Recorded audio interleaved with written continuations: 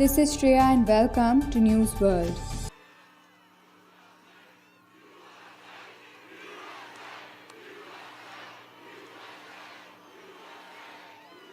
Thank you very much, and hello, Circleville. And it's great to be back in Ohio to celebrate the return of Big Ten football with a big victory today for the Buckeyes, 52-17. Not bad. Not bad. You remember how this all happened? Sleepy Joe said, President Trump didn't want to have football. I said, what the hell is he talking about? Sleepy Joe. So I said, what's the problem with football? They said, Big Ten football is shut down. I said, well, he said I did it? Yeah, he blamed me. I said, I had nothing to do with it. So then I said, I got an idea.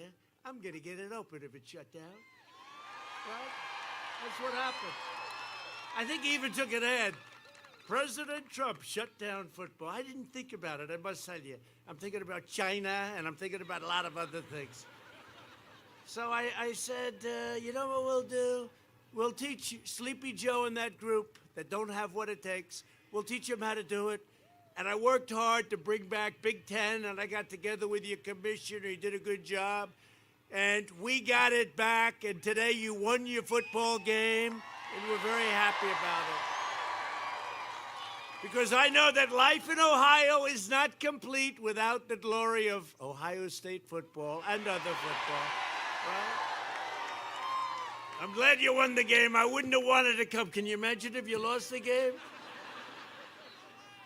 And you know, there's a lot of people in here, but did you see outside?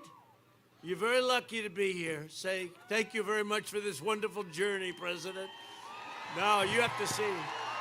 You have to see. There are tens of thousands of people in the streets out here trying to get in. I think the next time we'll get a larger field.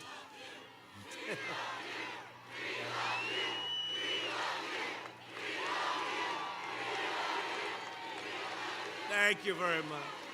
Thank you very much. Yeah, that's really nice. Thank you. Thank you very much. I appreciate it. And by the way, we got Pac-12 back. You don't care about Pac-12, but we got Pac-12. We said we might as well do out there too, right? And we did a doubleheader. 10 days from now, we're going to win this great state, and we are going to win 4 more years in the White House. Remember last time about this state? Remember they said for a year, I had to hear it, you cannot win unless you win the great state of Ohio. I heard it so many times.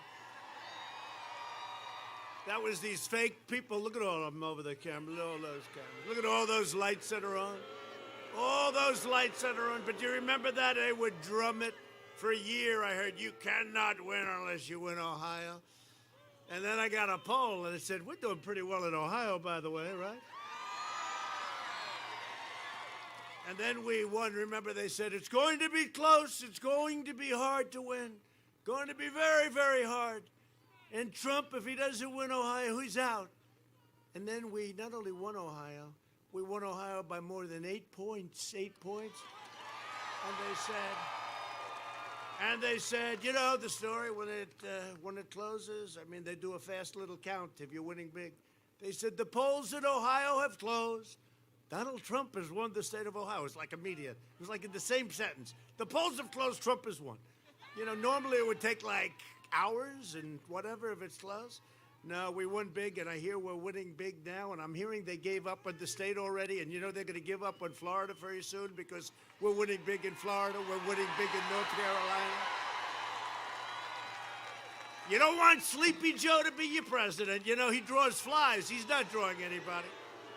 And Obama was there. They called in Obama. They said, sir, this is a few days ago, sir, I have bad news. What? President Obama is going to campaign for Sleepy Joe. And I said, is that good news or bad news? Sure. And he said, well, he's going to campaign. So I guess it started yesterday or the day before, right? They had 42 people show up. 42! We have thousands, tens of thousands, and outside is 5 times what this is. No, there's something going on. It's happened last time, 4 years ago. This time more. This time more. It happened last time. There was an enthusiasm 4 years ago, the likes of which the fake news has never seen before, right? And I'll have to tell you, and maybe I'll be wrong, but at least to this point, the enthusiasm is much more, because you know what we've all done together? We've done a lot. We've done it. We've done a lot. It's much more.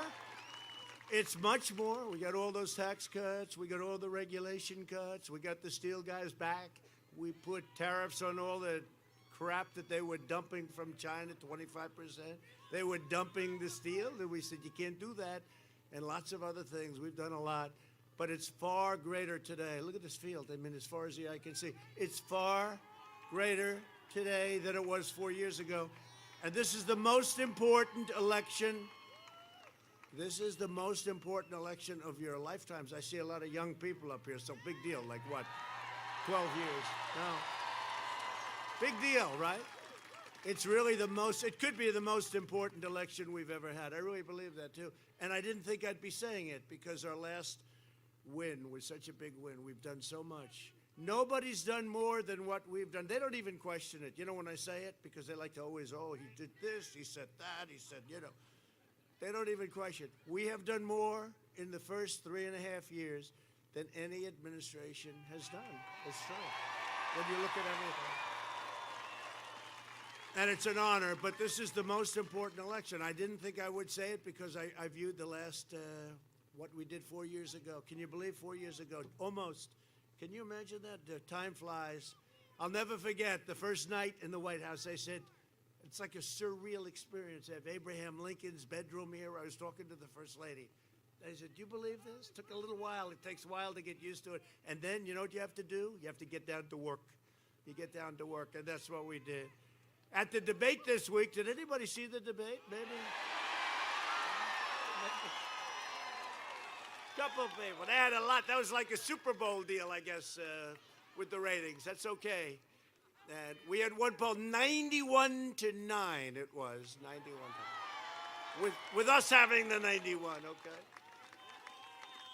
Yeah, I kept saying, hey, Joe, you want to do all this stuff. Why didn't you do it? You were there 3.5 years ago. Do it. Why didn't you do it, Joe? You didn't do much, Joe. Then I said, I wouldn't have run, Joe. I wouldn't have run if you did a good job. If you two did a good job, I wouldn't have run. I didn't need this, Joe. I had a very good life, Joe. I didn't need this, Joe. I had a good life. I had a very nice life, Joe, but I wouldn't have run. You did a good job. I wouldn't have run, and if I did, I wouldn't have won, because you would have done a good job. There would have been no reason. The fact is, you didn't do a good job, Joe. You let us down, Joe. And he had no idea what I was talking about. He had no clue. But at the debate this week, the American people saw the contrast between a 47-year career politician who used his public office to enrich himself. You know that.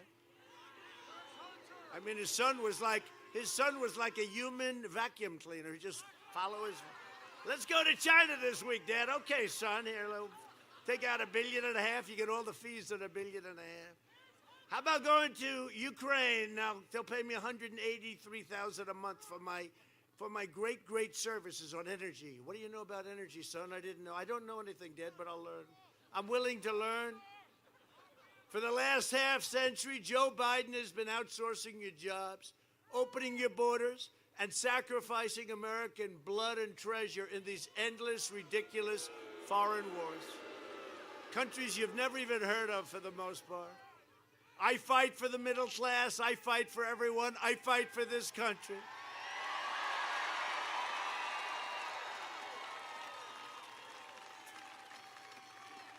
And Biden doesn't know who he's fighting for.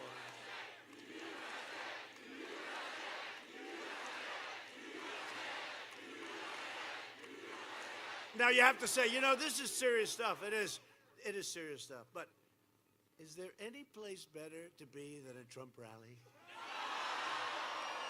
I mean, seriously, right? I mean, it's serious, but we have fun. And you know, the best way to succeed, you gotta love what you're doing, and we all love it, and we love our country. We love our country. In 2016, Ohio voted to fire this depraved political establishment, and you elected an outsider as your president who is finally putting America first. That's what I'm doing.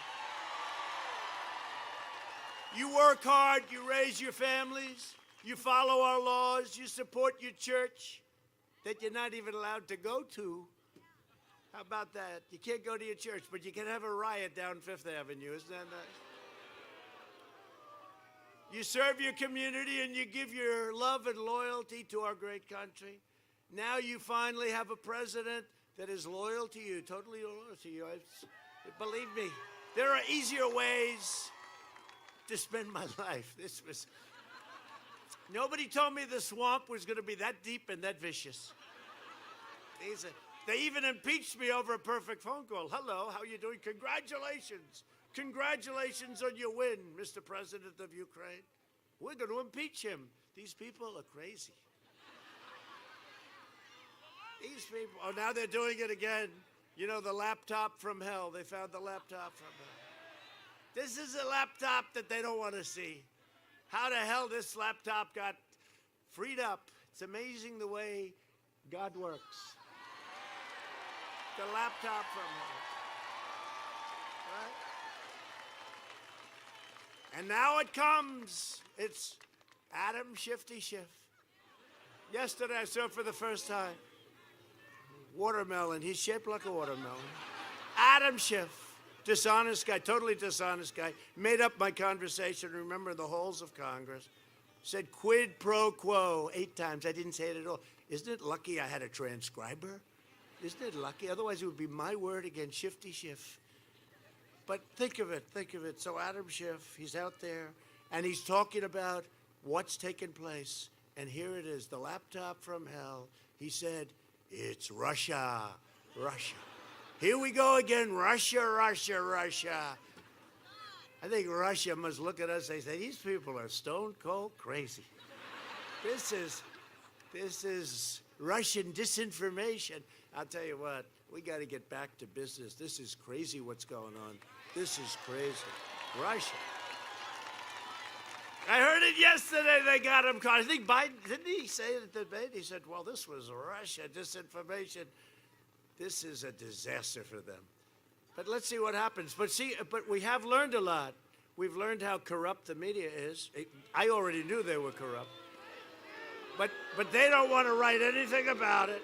So listen, so we caught them cold. Just like we caught them spying on my campaign.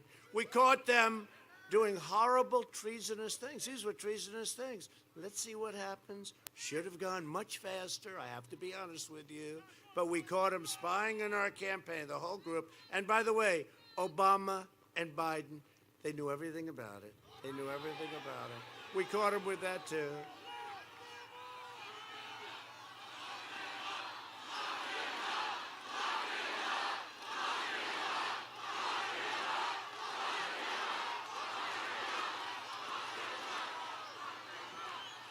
It's much better if I say, no, no, no, please. No, it's terrible. It's a terrible thing. Now they're trying to do it again where they get caught. And they're trying to say it was Russia. They never say China. You know why? A lot of money comes out of China into their pockets. And do you ever notice? China has not been very good. We did a great trade deal. Unbelievable. 2 weeks ago, the largest order of corn, the largest order of soybeans, the largest. Yeah. Except I feel different. Normally, I would have been here talking about the great trade. But you know what? The ink on the trade deal wasn't dry. And then all of a sudden, the plague came in from China. That's more important than trade deals. That's more important.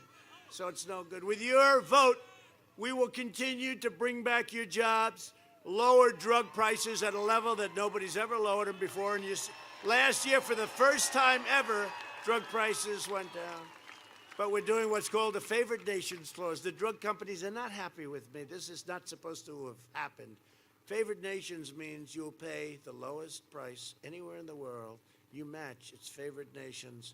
And nobody's exercised it because nobody thought of it probably. But if they did think of it, they couldn't have done it because the drug companies are so powerful.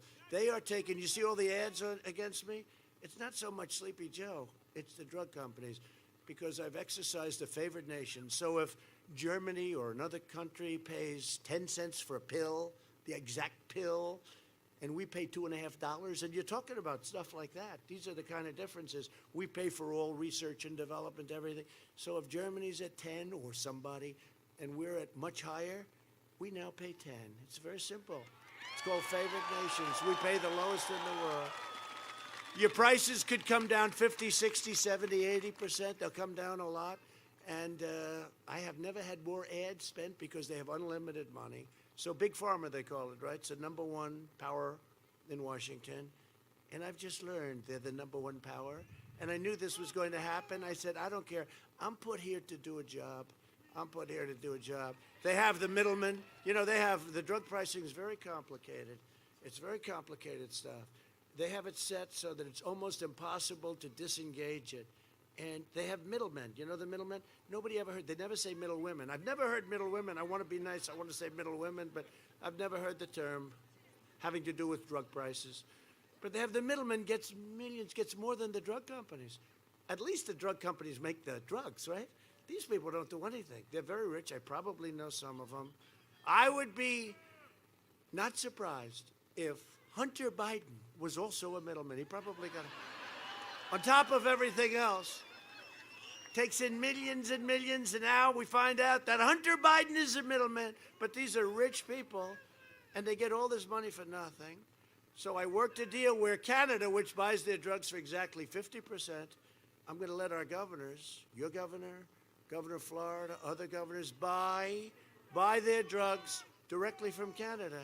Nobody's ever done. Same drug, exactly the same lab, same company, same everything. And they're going to buy it for 50% less.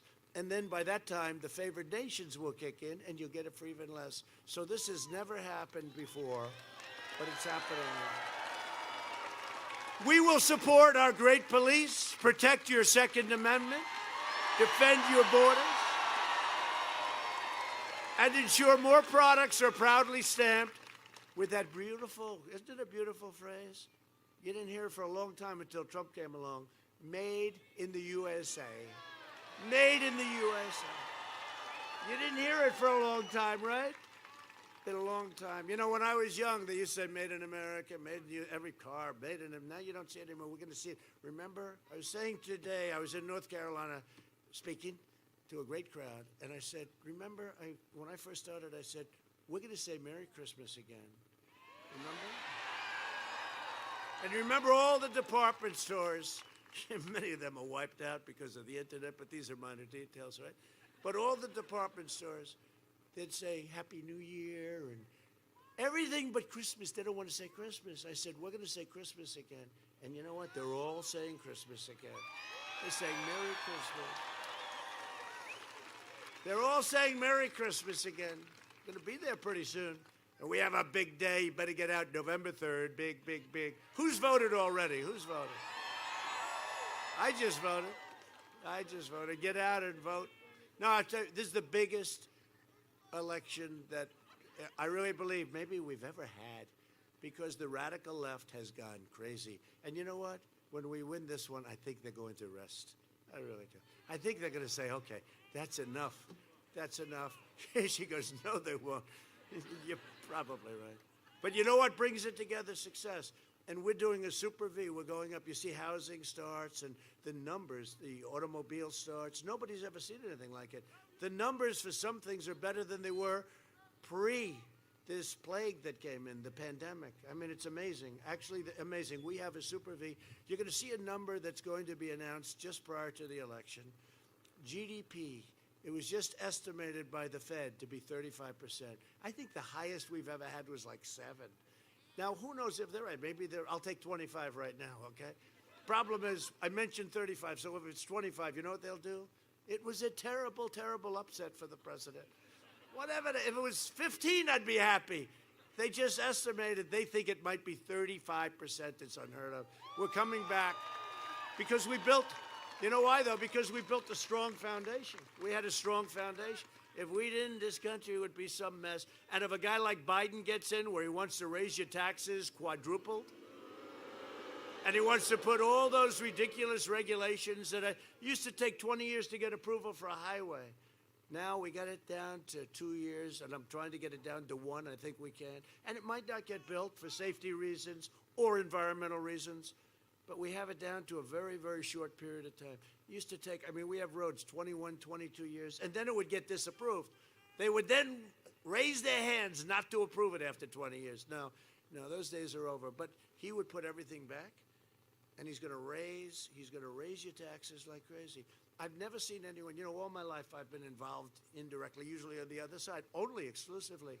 I've never seen raising taxes. I've seen politicians, we will lower your tax. This is the first politician that's ever running saying he's going to quadruple your taxes. What the hell? This is the craziest thing I've ever seen. I mean, I'm looking up, I'm saying, is this really, is this serious? First of all, I look at him, I say, am I running against this man? I'm running against Sleepy Joe. In prime time, he wasn't good. Now I'm running against him. This is not prime time. Did you think he did well in the debate the other night? The last question was the best, though, right? Because he lied about fracking. He kept lying. He kept going during the primaries. There will be no fracking. There will be no fracking. By the way, you're a big fracking state. You better hope that he did. You've only got about 1 million. You've only got about 1 million jobs. More importantly than the jobs is you got the lowest energy prices we've had. How about your $2 gasoline and less? $2, right? You wouldn't mind if it went to $9, $10, $12. You couldn't get it. Well, they wouldn't mind because they'd like you to get rid of all your cars. No more airplanes, no more cars, no more cows. Cows. I think they took that off the manifesto, right? It was too much. But they would like it. They would like it. No, what we're doing has been incredible. You can't have your tax increase. So I'm cutting taxes. We're doing another big tax cut. That's what brought everything in. Billions and billions of dollars has come into our country because of what we've done. What you're going to do is chase it all out. Goes. I mean, these are people without a lot of heart. They go where they make the deal.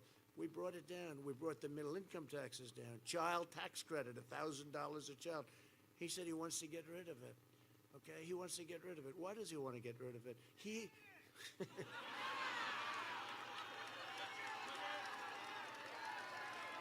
That could only take place in the great state of Ohio.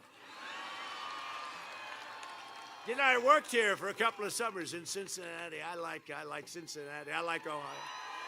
I don't know. Worked out well. It was a good success. And it's like when something works out well, you like it. I was very young.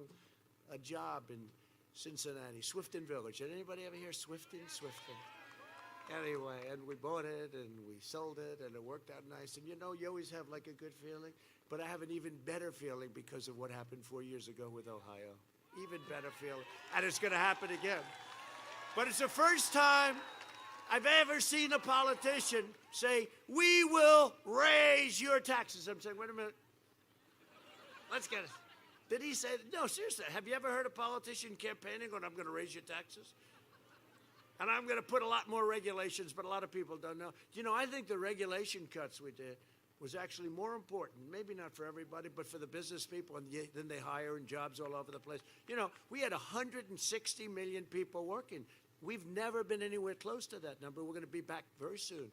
11.4 million people hired over the last year, which was a record.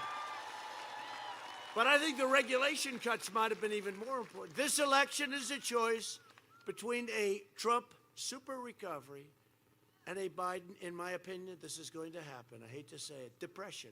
You're going to have a depression. And your 401ks, does anybody have a 401k?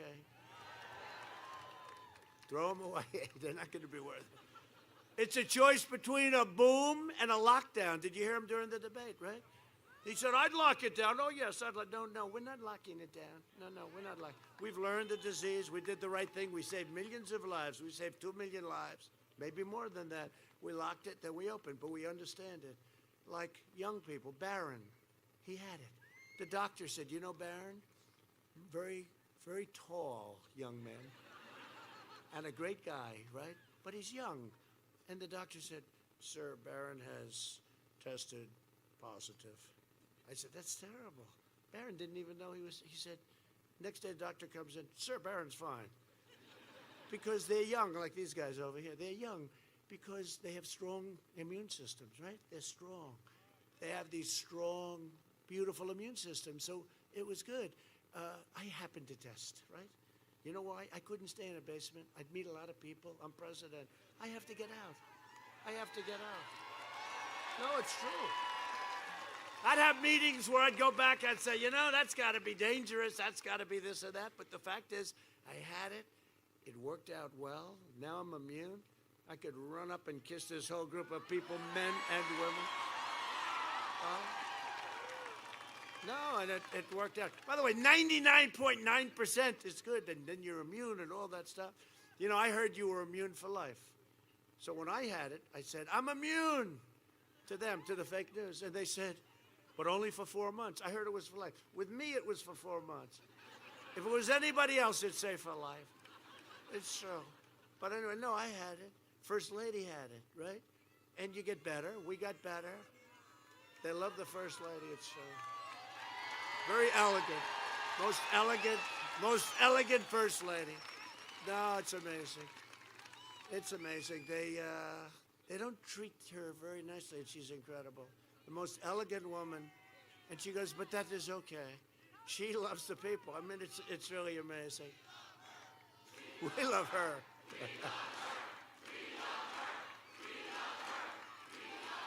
Yeah, no, she's done a great job, and she loves it. And she loves the people. But she had it recovered. I had it recovered. Barron had it. Didn't even know he had it. So it's one of those things. But we have to lead your life. So when I would be having meetings with Gold Star families, military, lots of other people, I'd have meetings, right? And I'd go and I'd do the meeting, and sometimes people would come up and they cut close and everything else. Mask, no mask, they get close. And I'd leave some of these meetings, say, that could be dangerous, I guess. I don't know, you know. But I have to do my job.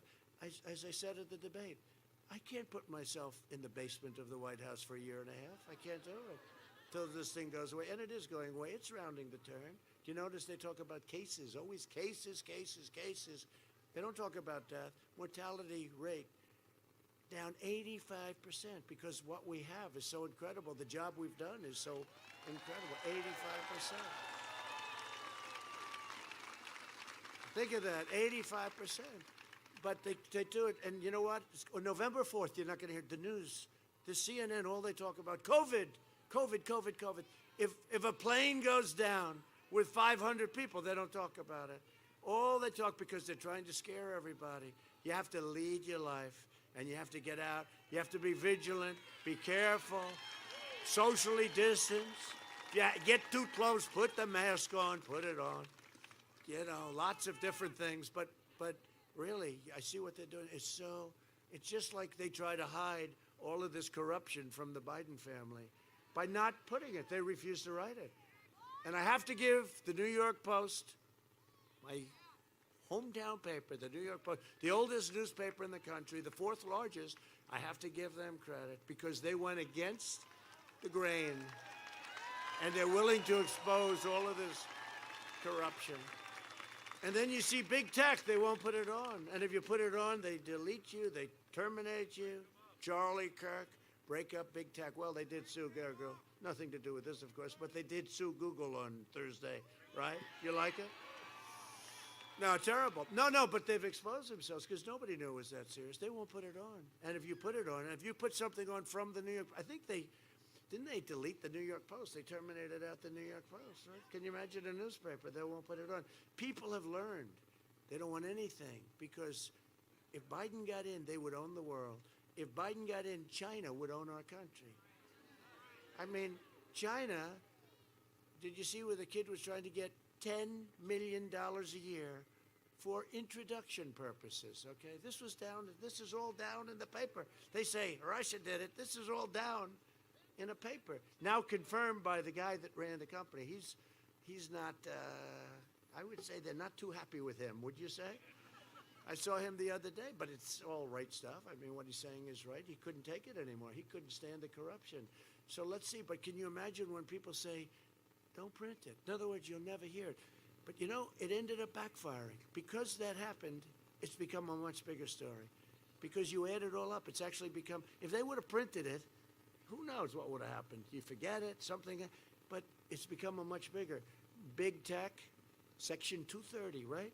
Big tech is corrupt. It's corrupt.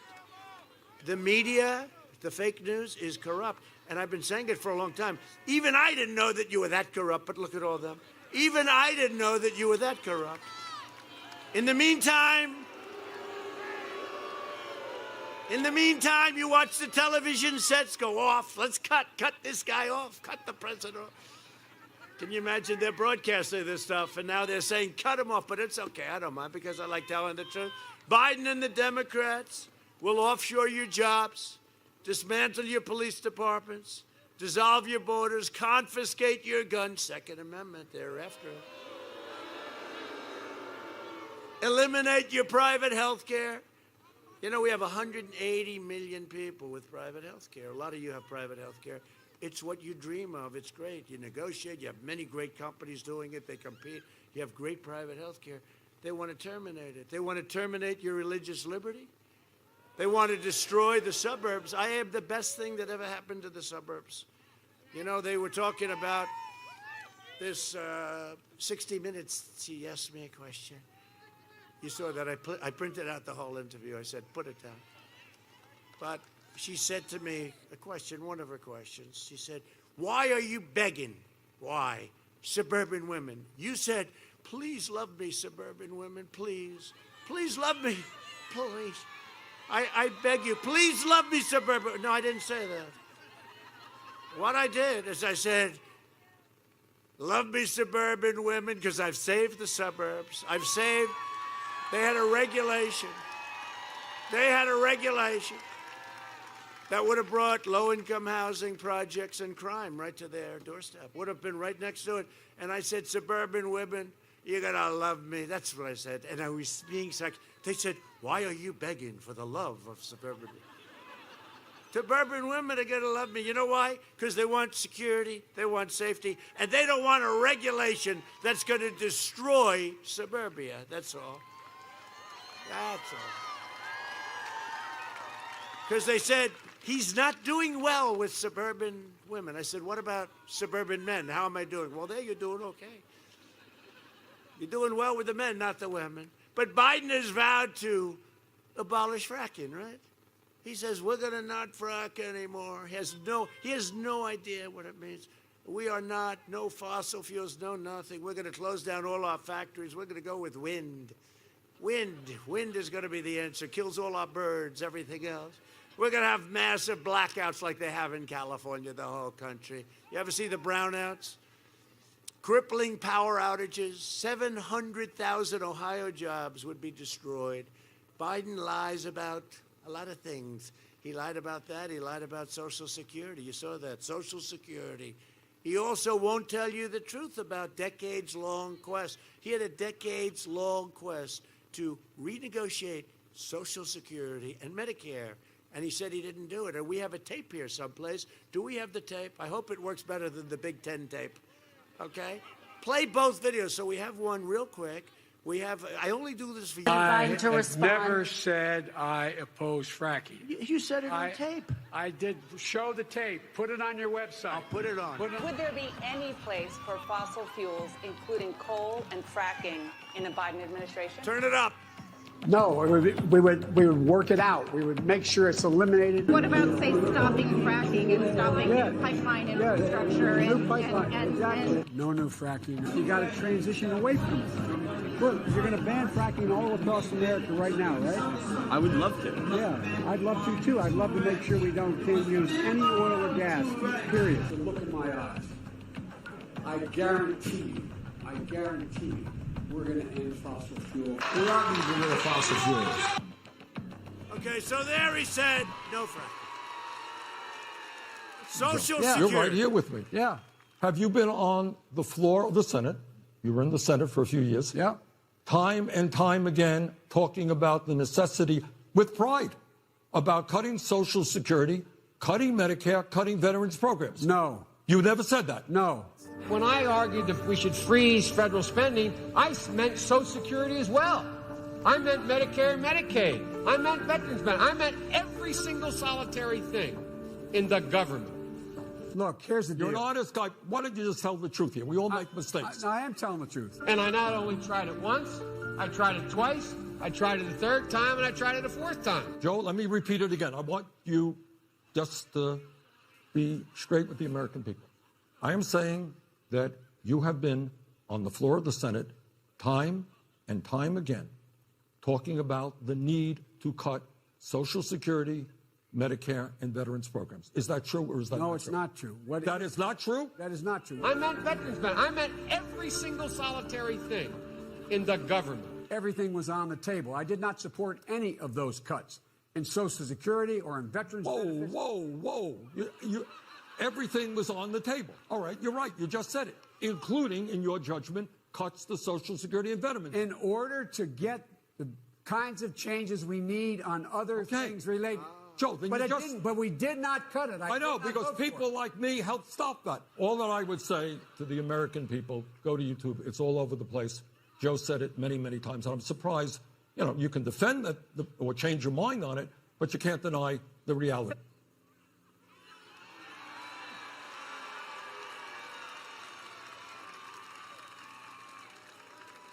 We're starting to use this very expensive means of communication because it's so much easier than my explaining it. So, number one, he said there'll be no fracking, no fracking, no fracking. He luckily gets a nomination because Elizabeth Warren stayed in for an extra 3 days, right? If she would have left before Super Tuesday, he wouldn't have won one state. He would have been out. And then I would have been competing against Crazy Bernie instead, which is okay. I don't care. Well, there would have been more energy. I mean, there would have been a lot more energy. No, Bernie has more energy. Smaller little base maybe, but they have a lot of energy. They're coming to us because a lot of them, they agree with me so much on trade. We got a lot of them last time. But anyway, so no fracking. Then he goes to Pennsylvania. Great place. And he says, yeah, you're going to have fracking, 1 million jobs. And, they want to keep their bills down, right? The lighting bills and the gasoline. So all of a sudden he goes from no fracking to we will frack. And everyone said, how the hell? And the fake news doesn't call him out on it. They don't even talk to him about it. So I bring it up because that's good. It's expensive to do, but you know what? It's worth it for the great state of Ohio, right? Then we hear about Medicare and Social Security. So all my life I've heard, if you even touch Social Security, you're out of politics.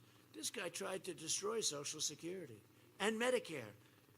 And Bernie caught him. I'd like to thank Bernie very much. Bernie is, honestly, he's a good sport. He's one of the greatest losers in the history of politics. Seriously.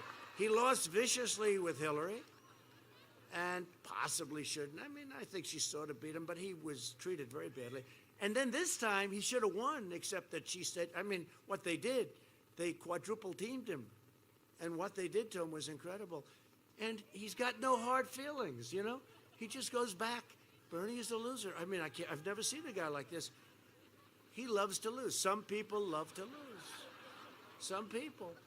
As long as I'm your president, I will always protect Medicare and Social Security like I promised. And he won't. And he won't. And America will continue to be the #1 producer of oil and natural gas anywhere in the world. You don't have to worry about me with your Ohio fracking. You frack to your heart's content. By the way, and it's not up to him, just so you understand. No, it's not up to him. He switched. But his party is not going to let him frack, okay? They're not going to let him frack. And he's got his party, and he's probably not going to be in there too long anyway. They've got the dream. They've got this Kamala, who is the most liberal person. And she said, there will never be fracking. Now she's saying, well, I think we can live with it. No. Go with what they say first in politics. Go with what they say. That's where they come from. And they don't have a choice. She doesn't either. There's not going to be fracking if they win. There's going to be a lot of bad things happen, like socialized medicine. Like a lot of bad things are going to happen. Joe Biden has made a corrupt bargain in exchange for his party's nomination. He has handed control of his party over to the socialists, I hate to say this, the communists, the Marxists, and the left-wing extremists that you see running up and down the street doing tremendous damage in Portland and various places, that we could stop. And Antifa, you're right, Antifa. I said, Joe, tell us about Antifa, Joe. Oh, that's just an idea. Really? When you get hit over the head with a baseball bat, that's not an idea. No, he doesn't want to talk about Antifa. I said, Joe, I've been endorsed by almost every law enforcement group in the country. Almost everyone. Sheriffs, police. New York City's finest. They've taken all of that, great vim and that enthusiasm. What they've done in New York is terrible. All run by Democrats, all run by radical left Democrats, or even Democrats. You look at what's happened to New York crime-wise. You look at what happened to Chicago. Look at Portland. Look at Portland. Look at Oakland. Look at Baltimore. By the way, Obama talks like his administration. He had stuff. How about Baltimore? How about Oakland? How about Ferguson? How about St. Louis? What he had. And it's like I said, that's why I'm here. I'm here because people were not happy. They're running a slate of the most radical candidates in American history. They are running the most radical people, AOC plus 3. AOC. How about AOC? How about in Minnesota, beautiful Minnesota, Omar, Ilhan Omar. And she's always complaining about the way we run our country. No. I think we're going to win. Minnesota hasn't been won by a Republican since 1972. Does anybody know that? I think we're going to win Minnesota. First of all, we did a very good job with Minneapolis. That National Guard went in. No, they should have called them 2 weeks. We have to get a call. We're not allowed to send them in unless we want to do something much tougher than that, which you don't want to do. But we have to get a call, so we get a call. But the National Guard went in. In a half an hour, the whole thing wasn't that a beautiful? To me, it was a beautiful sight. Boom, boom. To me, it was a beautiful sight. They lined up and they just started walking, and that was the end of that. They should have been called a week and a half earlier. They could have saved a lot of people and a lot of buildings and a lot of area. If Biden wins, the flag-burning rioters on the streets will be running your federal government. I signed into law when the statues were coming down, the monuments. And at first, they were monuments of people we never heard of. And then there were and I said, you know what? You let them get away, they'll be wanting to take down monuments of George Washington. Everyone laughed. They thought it was funny. I said, I'm not kidding. And they did. If I weren't president, you would have monuments taken down all over the city of Lincoln, of Washington, of Jefferson. They were going for the Jefferson Memorial. Can you believe this? And we have a mayor in D.C. who formed a commission with recommendations. Her recommendation is take down the Washington Monument, close up the Lincoln Monument. No, these are serious. You read about it. I said, no, thank you. No, thank you. No, thank you, Madam Mayor. We're going to keep the Washington Monument just the way it is. These people are crazy. I went to Mount Rushmore, made a speech. Everybody, I don't know if you saw my speech, but people like my Mount Rushmore. But you know why they liked it? Because it was so beautiful. And behind me were this mountain that's carved so beautifully. It's beautiful. South Dakota, beautiful. And I'm making a speech. And then I realized they want to take down Mount Rushmore. No, it's not happening. By the way, don't tell that to the people. Don't tell that to the people of South Dakota. They're not going to be. But these people, so when I saw the thing with the statues and with the monuments all over the country, I said, we need a strong law, not with this Congress we have now where, one day would be too much. And we took out an old law, and it says 10 years in prison if you knock down a monument. Right? And I reinstituted, I reenacted it, I signed it. And they were coming in Washington. They wanted to knock down quite a few of our beautiful monuments, including one of Abraham Lincoln. And you remember Jackson, they had the ropes, but the police went in and did a great job. They did a phenomenal job. They went in. These police, they went in. They were unbelievable. That's true. Remember, they had the ropes. They were ready. They were starting to pull it. And the police, and they're pretty rough guys, but the police went in, and they're much rougher. It was over so fast. It was over so fast. Andrew Jackson, who was a great general and a good president. maybe a very good president. Take it down. Andrew Jackson, a great Battle of New Orleans, a great general and a very good president. They want beautiful, right opposite the White House. They wanted to pull it down. They were ready, and the police went in, and the police did a great job. They did a great job. But I said, we need something. So we signed something that says 10 years. And, you know, they were going to march the following day. They were going to have thousands of people come to rip down statues in Washington. And we informed them it's 10 years in jail, 10 years in prison. They actually use the term prison because it's a tougher term, right? It's in prison. Today they don't use that term. Today they use much nicer terms. It says 10 years in prison if you knock down a monument, do anything to damage a monument or a statue. So what happened is they heard about it, and they came in. There were only 24 people. It was supposed to be tens of thousands. 24 people, and they looked around, and the 24 people said, let's get the hell out of here, 10 years. And that was the end. That was the end of it. It's amazing. It's amazing what the pen can do, right? The pen.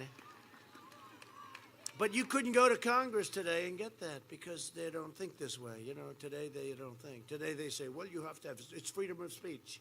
Knocking down a statue, it's freedom of speech. You could let them do whatever they want to do. Can't do that. Can't do that. So it's, the federal government's been doing a great job.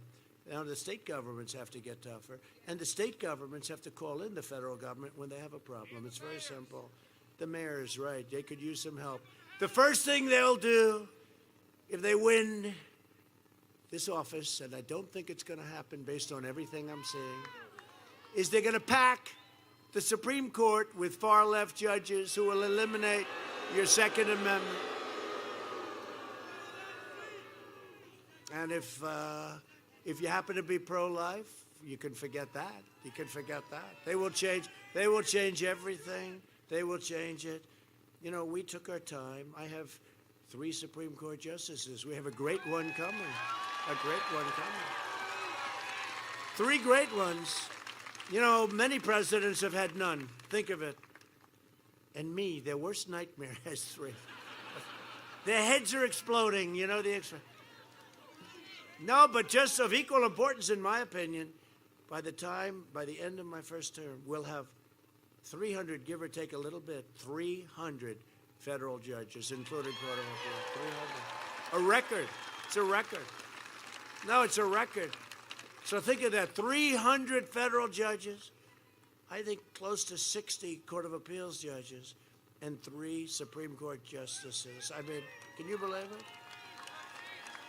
Even I can't believe it. Even I. It's a record. If I don't sound like a typical Washington politician, it's because I'm not a politician. And if I don't always play by the rules of the Washington establishment, it's because I was elected to fight for you, and I am fighting for you harder than any president has ever fought. So we're joined today by a couple of our good friends. State Auditor Keith Favours. Where's Keith? Keith. Good job, Keith. See, they're shouting.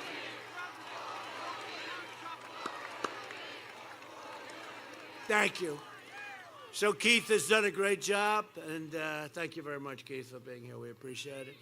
That cheering was for you, Keith, I think. Was that for Keith? State Supreme Court Justices Judy French and Sharon Kennedy. Thank you very much. Congratulations. Thank you. Thank you very much.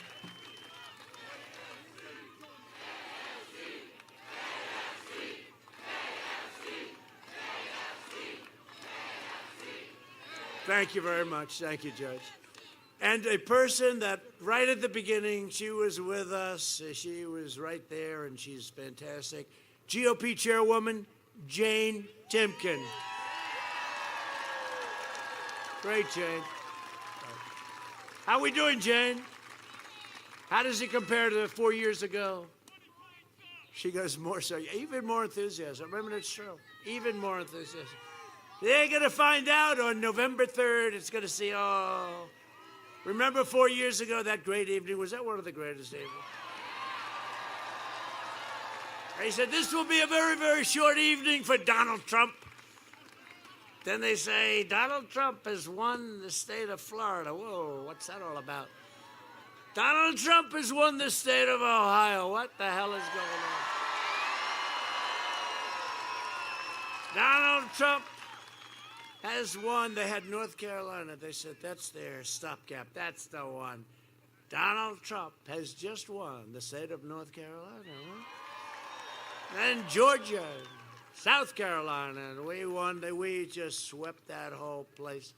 And then we came in with Michigan, hadn't been won in decades and decades. And we came in with Wisconsin, hadn't been won in a long time. And it was like one of the most beautiful evenings, wasn't it? And then they talk about, if you lose, will this be a friendly transition? And I said, let me ask you a question. When I won, did they give me a friendly transition? They spied on my campaign. They did all this stuff. That was not a friendly transition, was it, huh? I also want to recognize Pickaway County Commissioner and Ohio State football legend, Champ Henson. Where the hell is... Whoa, good-looking guy. You look like you could play tomorrow, Champ. Boy, he's a hell of an athlete. Great. That's great. Champ led the nation in scoring when he played for the great Woody Hayes at Ohio State. Right? Great.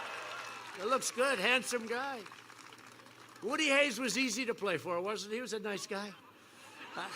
He goes, no, he wasn't. That's okay. He was great, though, wasn't he, huh? He got it. You know what? He got it done, right? He got it done. Great. Nice to see you, Champ. Thank you very much. Appreciate it. For decades, our politicians spent trillions of dollars rebuilding foreign nations, right? They would spend money on these foreign nations that didn't give a damn for us, fighting foreign wars and defending foreign borders. But now we are finally protecting our nation. We are rebuilding our cities, and we are bringing our jobs, our factories, and our troops back home to the USA. Our troops are all coming back. Got to fight the deep state all the time. No, but our troops are all coming back. Afghanistan, 19 years. Would you say that's enough, right? And we're policemen over there. We're police. We're policemen over there. Under my administration, we built the greatest economy in the history of the world. And now, very simply, we are doing it again. We built it. We had to close it down unbelievably. I couldn't believe when they came to my office. And we had to close it down. We did the right thing. We saved all those lives. Now we're reopening it. And we're doing it at a level that nobody's ever seen before. In my first 3 years, we increased family income. You know, it's called Make America Great Again, right? Like that. Make America Great Again. But now I say, Make America great again, again. Make America great again, again. We increased family income over $6,000, more than 5 times the gains in all 8 years. So we did it in 3 years. Under the past administration, think of that, 5 times more. African American unemployment, Hispanic American unemployment, and Asian American unemployment all reached their lowest levels in the history of our country. All unemployment. I mean, I've seen so many forms of unemployment with a high school diploma, without a high school diploma, an MBA, a college degree, graduating #1 at MIT. Everybody was doing better. Women doing unbelievably, breaking every record. But we had to slow it down, close it up, save those lives, understand this horrible virus that was sent to us by China, but sent to the whole world, They stopped it from going into other parts of China, but it came to the U.S. and Europe and all over the world, and we can never forget it. We can never forget it. After the virus hit, we've recovered faster than any major nation on earth. We've recovered faster economically since April. Since April, we created a record 11.4 million jobs. This week, I signed an order to protect the pensions of workers of Delphi Corporation. Do we have any of those workers here? You are so lucky I'm president. There's like 2 people here. You are so lucky that I'm president. But when General Motors went bankrupt, Biden and Obama threw these workers really to the wolves. Their pensions were totally wiped out. Their families were left in disarray. It was a terrible thing. So my order is the first step to restoring the pensions and health care benefits promised to workers in Wisconsin, Michigan, and Ohio. And congratulations, and it's an honor. No, they were treated very unfairly. They were treated, and they were promised all sorts of things, and then, as usual, nothing happened. I will never let anyone rip off our great American worker. We're not going to let them rip it off, and they have been doing that for a long time. Joe Biden says, buy American, but he's spent 47 years in Washington sending our jobs to foreign countries.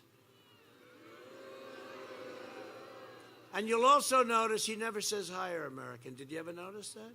That's because his plan is to hire foreign workers.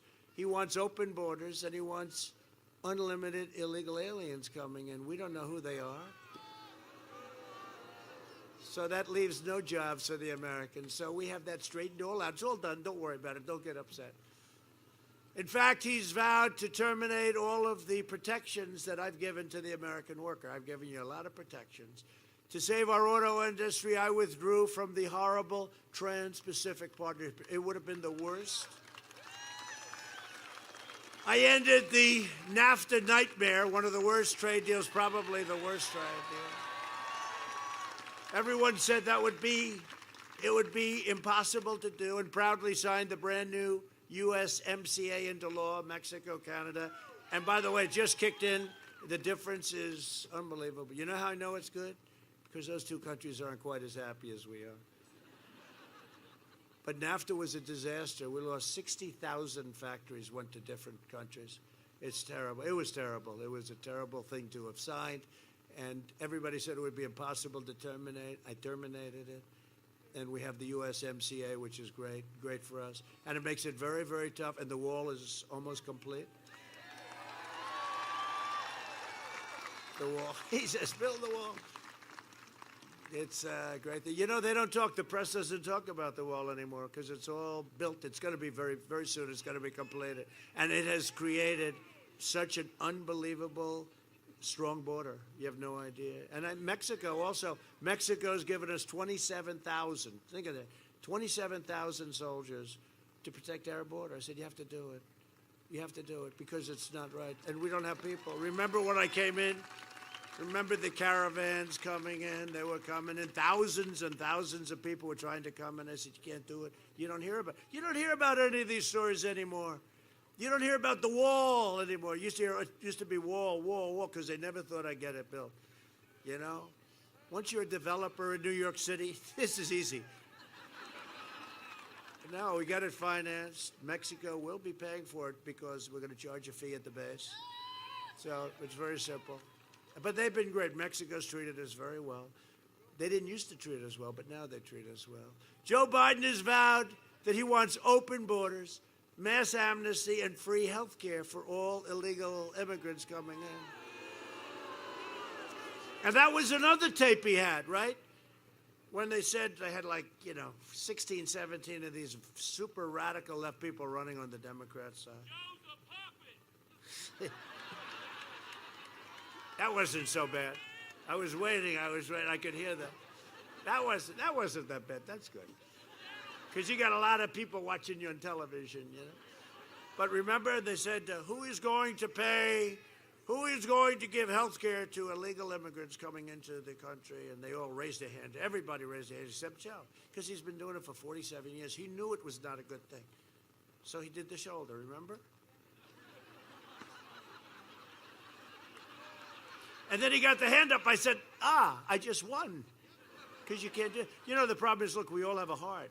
But if you do that, you're going to have tens of millions of people pouring into our country for health care, for college, for school. They want to give free school, free education. They want to give the new one. They want to give free lawyers to everybody that enters our country illegally. Do you believe? That's down in the manifesto with Bernie.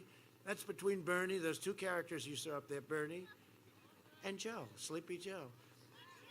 Bernie got taken further left. Can you believe it? Bernie is supposed to be taken to the right. He took Joe further left than anything he ever did, the manifesto we call it. Biden's also pledged to terminate all national security travel bans. You know, I got travel bans, if it's okay with you, because I didn't like people that want to come in and blow up our country, okay? So, and I got it passed. Wasn't easy. That was not easy. That was a bad one. That was a tough one. They thought I was a bad person. No, I want people to come into our country who love our country, who can help us. Not people that want to blow up things and kill people. But travel bans and they want to increase refugees. This is an agreement with Bernie Sanders. Increase refugees 700%, opening the floodgates to radical Islamic terrorism. No, thank you. No, thank you. We appreciate it, Joe. Thank you very much, but no thanks. I'm keeping the terrorists, jihadists, and violent extremists out of our country, if that's okay. We invested $2.5 trillion in the U.S. military, including more than $6 billion in contracts. Oh, for Lima. You know Lima, the Army tank plant? Lima, right? You know, I did that when I was here. That was going to close, that plant. And I heard I was president-elect. So I had nothing to do for a little while, you know? There was a little time. I didn't know I was being spied on. So I had nothing to do, and I heard about this tank plant, and I had some friends, a lot of friends in Ohio, and they said about this tank plant that Jim Jordan, the great Jim Jordan, who we love. Right, he's one of them. You know, Jim Jordan was a great NCAA wrestling champion, too. He was great. He was great. Jim Jordan is a great warrior, I will tell you that. Nobody like him. But it's true, Jim Jordan and others, they said, we have to save this plant. I said, let me take a look. So I actually went to Lima, and I saw this plant. And it's the only plant now that makes Army tanks, and a level of sophistication, you wouldn't believe it. And I went through, I'm good at this stuff, I went through the plant. I said, if we ever close this plant, you'll never be able to get the skill, the talent, or a facility to do this. I'm not going to buy our tanks from China, okay? We were close to that in the steel world, okay? You know, let's buy our steel from China. No, thank you. You know, there are certain industries we have to have, and we brought that back. So I said, no, I'm not going to let this be closed. And I stopped it. And we are making tanks at a record level. All made in the USA. We're making it at a record level. And you're right, Jim Jordan was very helpful.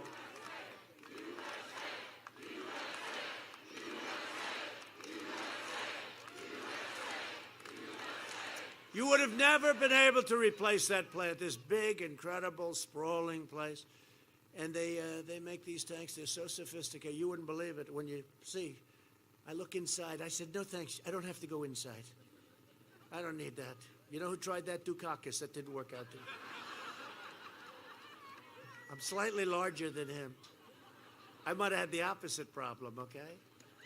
But he didn't look cool. That was not a good picture with him with the helmet. Does anybody remember? Dukakis. He was up 10. After that picture, he was down 15. He went down 20. No, I don't have to go into the tank, but I did happen to look in, and I said, that's like a complex machine. That's incredible what you do. And I said, we can't close this plant. You'll never be able to reproduce this. And we didn't close it. So, you know, it's one of a lot of great decisions I think we've made for our military and for the people, and also for the people of Ohio. And we took over 100% of the ISIS caliphate. You saw that? Syria and Iraq. And for years they were after this bloodthirsty killer, and they could never find him, but we found him. We killed the leader, founder of ISIS, al-Baghdadi. We killed him. And then we took out the mass murder of American troops and many other people. Soleimani is dead. I withdrew from the last administration's disastrous Iran nuclear deal, one of the dumbest deals. And I recognized the true capital of Israel and opened the American embassy in Jerusalem. And instead of never-ending wars, you see, we just signed yesterday another one, Sudan. So we have Bahrain, Sudan, and the United Arab Emirates, really led by a great leader, Mohammed, a great leader. And we're getting peace without blood all over the sand. It's going to happen. We have many other countries that want to come in. Many other countries want to come into that deal. We'll have peace. I did more in 47 months than Sleepy Joe Biden did in 47 years. It's true. A vote for Republicans is a vote for safe communities, great jobs, a limitless future for all Americans. Really, it's a vote for the American dream. That's what it is. We're for the American dream. I'm for the American dream. The Republicans will be with us. And in conclusion, over the next 4 years, we will make America into the manufacturing superpower of the world. We've already started. We will end our reliance on China once and for all. That's already happening. We will hire more police, increase penalties for assaults on law enforcement, and we will ban deadly sanctuary cities. We will uphold religious liberty, free speech, and the right to keep and bear arms. We will strike down terrorists who threaten our citizens, and we will keep America out of the ridiculous, endless foreign wars, if that's okay. Keep them out. We've created the greatest military in the world. You know, the equipment that we bought, $2.5 trillion, 2.5. That was much easier to get, frankly, and the Democrats didn't want to give anything. But that was much easier to get, believe it or not, than the wall. They didn't want the wall. They said the wall is old-fashioned. They wanted drones flying around so you could watch people pour into our border, okay? And you know, I've been saying it a lot because it's true. There are two things that will never get obsolete, a wall and a wheel, right? I said the wall, and that wall it just has stopped them. But what we've done is we've created $2.5 trillion, with a T, $1 trillion. We have the greatest jet fighting planes, tankers, missiles, rockets, submarines. We have greatest weapon in the world, submarines, greatest, most powerful weapons in the world. Our nuclear arsenal is fixed and ready, and only hope to God we never have to use it. But you know what? We're much less likely to have to use it because right now we have things, the hypersonic missiles, I call them the super-duper missiles. They go 7 times the speed of a normal quick missile. I mean, these things are amazing. And, you know, Russia took things that we had during the Obama administration from our great scientists and engineers, and they have hypersonic, but we have hypersonic now that are the fastest in the world. We needed all of this stuff. We have the greatest equipment. We are the envy of the world, whether it's Russia, China, North Korea. We have the greatest equipment. We have the greatest people. We have the greatest warriors. But our warriors needed the equipment. And when I came into office in my first short period of time, one of the world's most overrated generals told me, "Sir, we don't have ammunition." I said, that should never be said to another president again. And now we have so much ammunition, we don't know what to do with it. So we have totally rebuilt our military, the finest equipment anywhere in the world, nothing even close. No other country has anything even close. The fake news was saying, you shouldn't be saying that. You're giving confidential information. That's okay, I'll say it. There's nobody, can you imagine that? They wanted to even call me on that. Maybe they should impeach me for making that statement, okay? And we will ensure peace through strength. We will end surprise medical billing, require the biggest thing there is, price transparency. Remember I said it. Kicks in on January 1st. It's bigger than health care. Wait till you see what you can do when you have transparency, where you can negotiate with your doctors, your hospitals, etc. Lower drug prices, as I said, favored nations. And even more, we will always protect patients with pre-existing conditions. Always. Always. We will stop the radical indoctrination of our students and restore patriotic education to our schools. And we will teach our children to love our country, honor our history, and always respect our great American flag.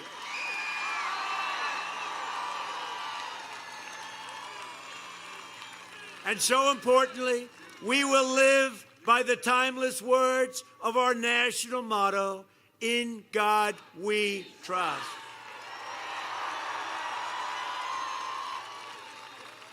Amen. For years, you had a president who apologized for America. Now you have a president who is standing up for America and standing up for the great people of Ohio. Thank you.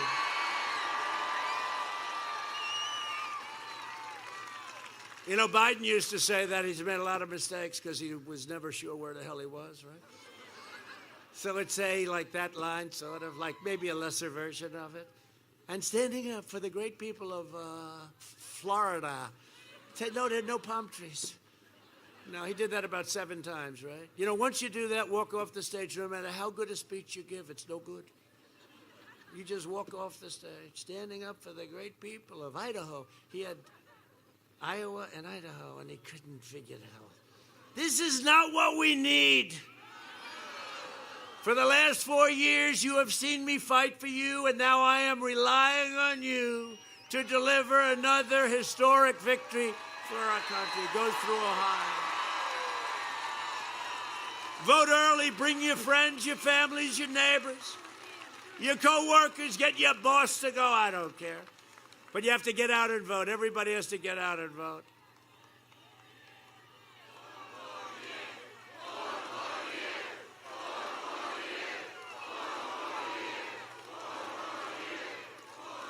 From Akron to Columbus, from Dayton to Cleveland, from Cincinnati to right here in Circleville,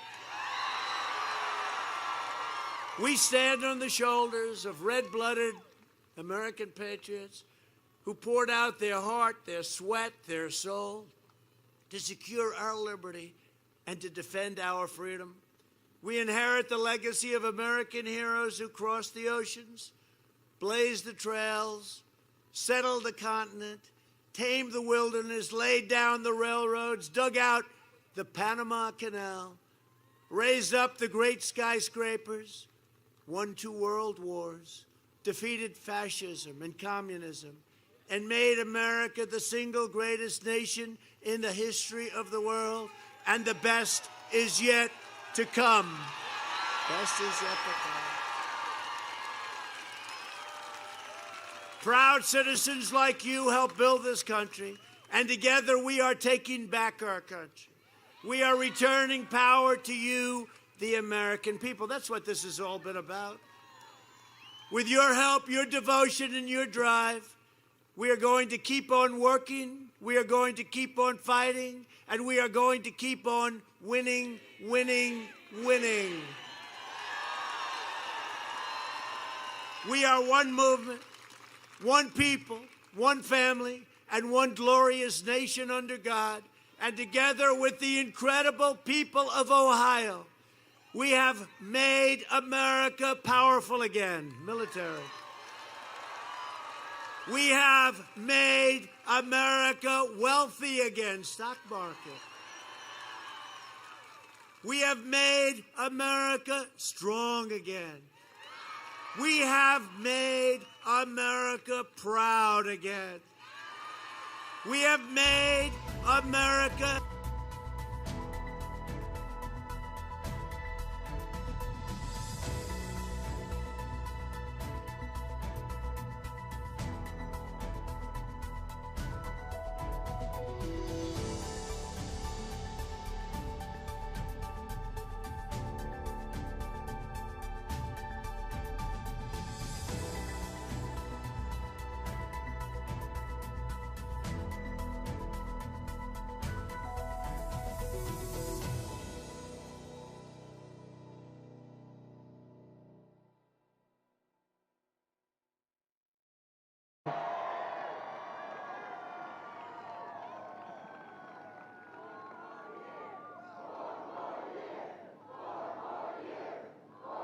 That's what it's all about. It's amazing to think. 4 years ago, a movement was born. A movement of everyday Americans from every walk of life. Here in Florida, you believe we could be strong again. You believe we could be prosperous again. You said yes to President Donald Trump in 2016. And I know that Florida's going to say yes to 4 more years of President Donald Trump in 2020.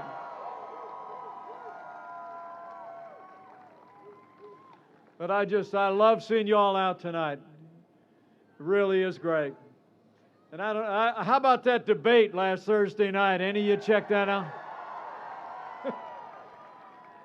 President Donald Trump won that debate hands down. Am I right?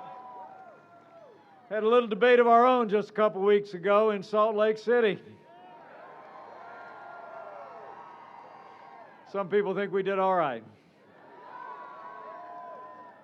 But I got to tell you, the president on Thursday night, I think he summed it all up. He said, with Joe Biden, you got 47 years of all talk, no action. Under President Donald Trump, been about 47 months of all action, all results. Been 47 months of promises made and promises kept. It really has. I mean, think about it. 4 years ago, we inherited a military that was hollowed out by devastating budget cuts. An economy that was struggling to break out of the slowest recovery since the Great Depression. Terrorism was on the rise around the world, and we witnessed a steady assault on our most cherished values. But in 3 short years, we rebuilt our military. We revived our economy. We secured our border, supported law enforcement, stood for life and liberty and the Constitution of the United States of America.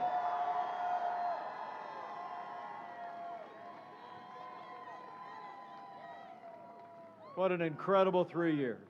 And of course, I don't have to tell people here in the Panhandle that it all starts with providing for our national defense. You know, after years of budget cuts that literally left a large portion of our Air Force aircraft on the ground, literally being used as spare parts to keep other aircraft in the air. I'm proud to tell you, not just as your vice president, but as the father of a United States Marine pilot who trained right here in the Panhandle, we are finally giving our soldiers, sailors, airmen, Marines, and Coast Guard the support they need to defend this nation. We're doing it. And it's not just about supporting those who serve in uniform, it's about supporting all of you who did serve. In fact, I know there's a whole lot of men and women that wore the uniform of the United States who are with us today. If you're a veteran of our armed forces, would you put your hand in the air and give us a chance to say thank you one more time? Thank you for your service. Thank you for your service.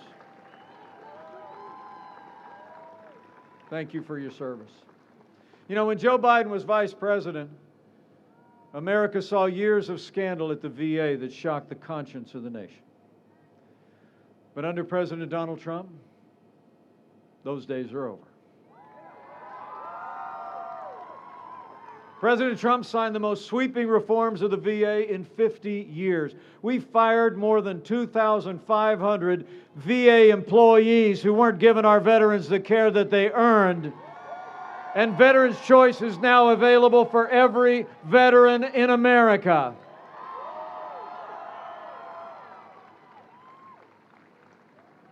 And I mentioned him before, but I'll tell you what, all that we've done for veterans would not have been possible without the strong, experienced leadership of Congressman Neil Dunn on the House Veterans Affairs Committee. Congressman Dunn, thank you for what you're doing for our veterans. So it's about supporting our national defense, supporting all those who serve and did serve.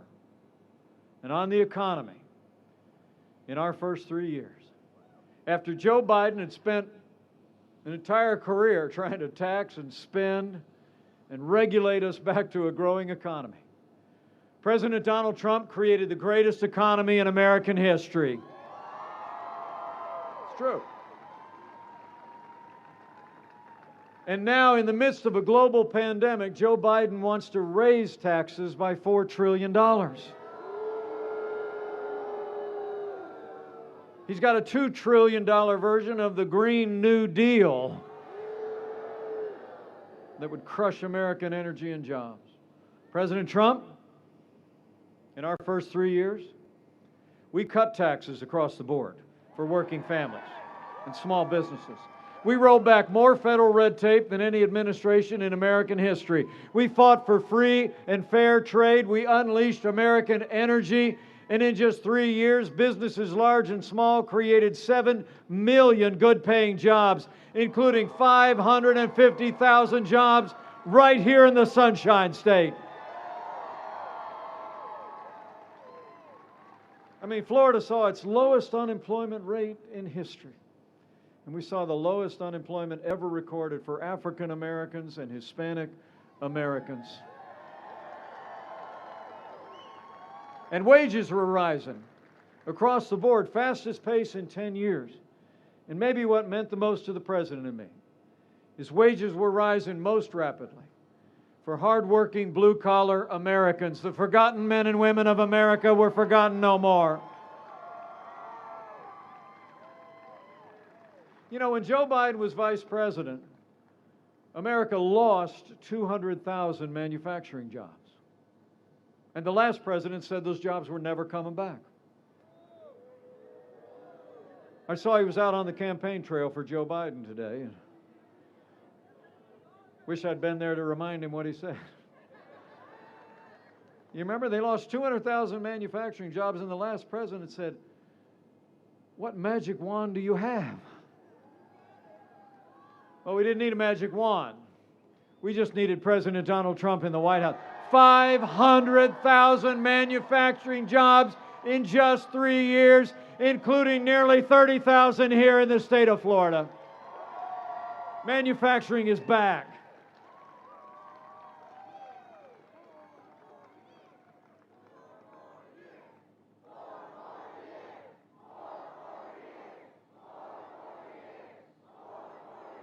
And when it comes to trade, so important to Florida, our international trade, what we make and what we grow here. You know, y'all deserve to know that when we took office, half of our international trade deficit was with one country, with communist China. It's true.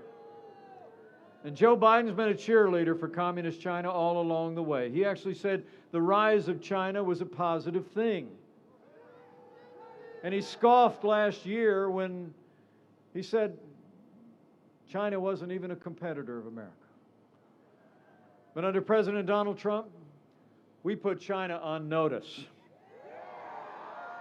We imposed tariffs on China to protect American jobs, American workers, and American farmers, and we said the era of economic surrender is over.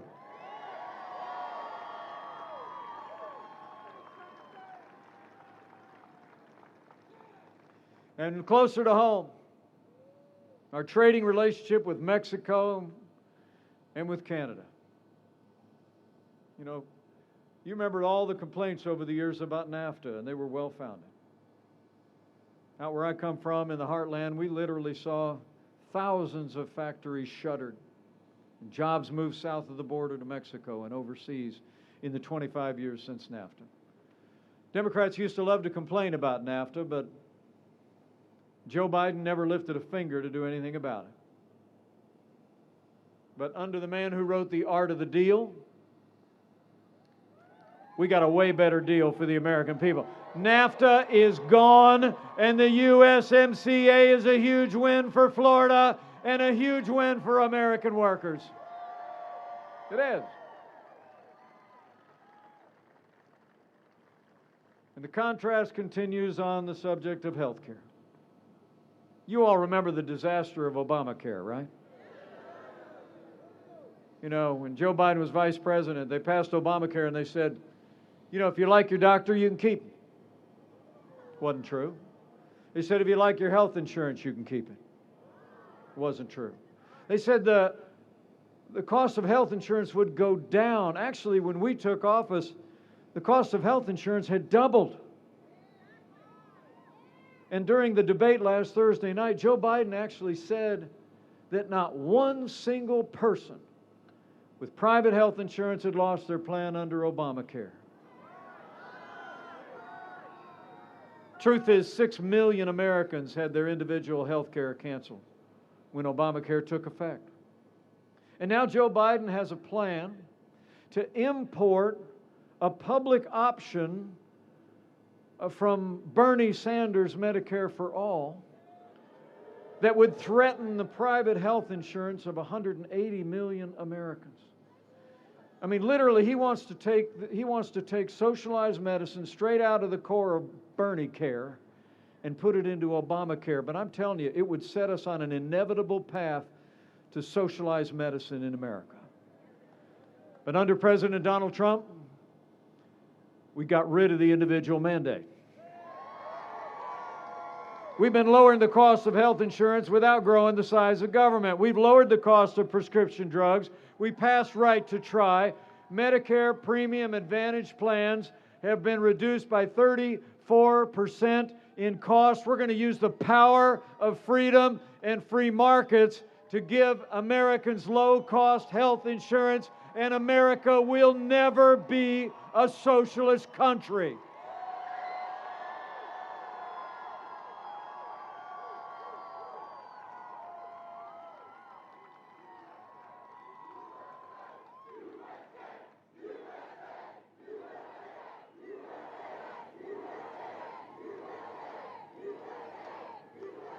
I mean, we're the most prosperous country in the history of the world because we're a nation founded on freedom and free enterprise and free markets. And under President Donald Trump, we're going to chart a course of freedom, bring this economy all the way back and then some. I mean, the truth is, you got a choice to make. I think it's a choice between a Trump recovery and a Biden depression. I mean, a recent nonpartisan study came out and said that Joe Biden's economic policies, we'd lose 5 million American jobs, and the average family household income would drop by $6,500 a year. So every day for the next 10 days, you've got to talk to your family members and your neighbors and coworkers, and you've got to just ask this question. Who do you really think can bring this economy all the way back? A career politician who spent 47 years raising taxes, stifling our economy under an avalanche of red tape, or a proven job creator that's going to keep cutting taxes, rolling back red tape, and fighting for American jobs and American workers? We need 4 more years of President Donald Trump in the White House to bring America all the way back.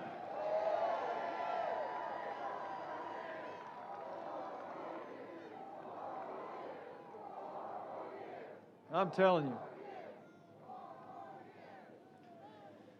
So it's about prosperity and security. But I know what's animated this movement from early on is a support for the rule of law all across this country. And when it comes to the rule of law, first and foremost, I'm proud to report President Donald Trump has stood with the men and women who serve in law enforcement every single day.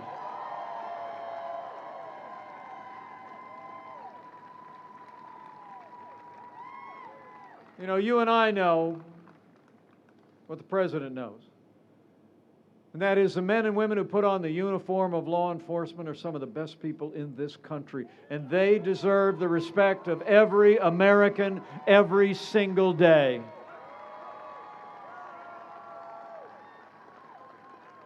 In fact, why don't you show these law enforcement officers around here how much you appreciate the job they do as they protect and serve our families.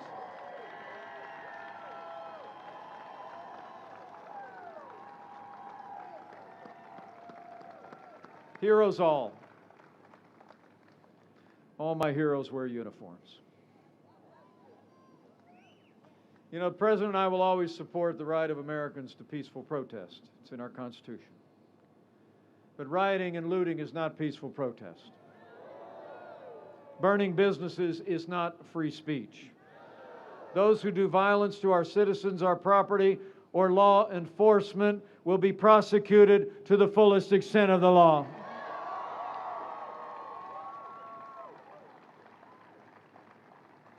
Now, for months, all Joe Biden talked about was peaceful protesters, remember? All summer long, Joe Biden kept talking about peaceful protesters as people around this country were watching businesses in our communities literally burn to the ground.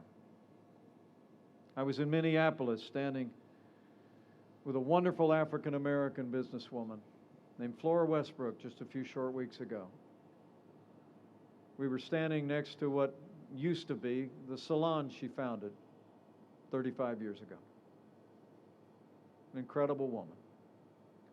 And she told me about a couple days after the killing of George Floyd, how she watched the violent protesters march closer and closer to the business that she had built every day for more than 3 decades until the night they burned her to the ground. You know, the truth is, Joe Biden would double down on the very policies that are leading to violence in America's cities.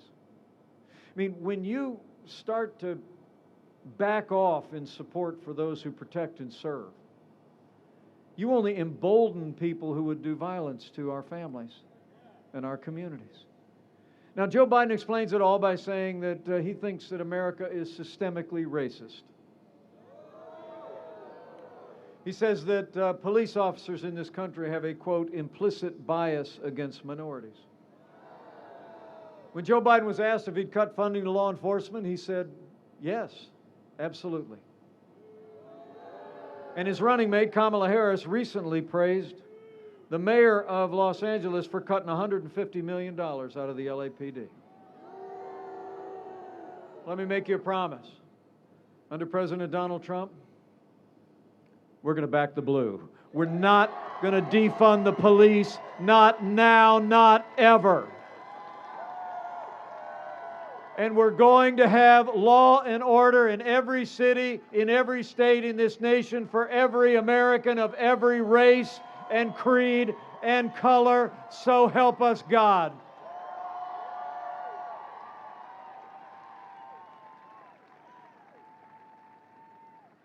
So we've stood with those who stand for our law and order. But we've also strengthened the foundations under the law. As I stand here today, I'm proud to report President Donald Trump has already seen more than 230 men and women confirmed to our federal courts at every level, and they are all principled conservatives who will uphold all the God-given liberties enshrined in our Constitution, like the freedom of speech, the freedom of religion, and the Second Amendment right to keep and bear arms. It's true. Now, last month, we rightly paused as a nation to honor the life and service of the late Justice Ruth Bader Ginsburg.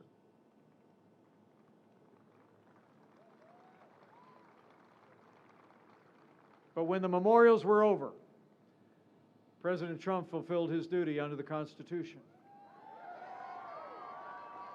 And he nominated a principled, brilliant, conservative woman to the Supreme Court of the United States, Judge Amy Coney Barrett.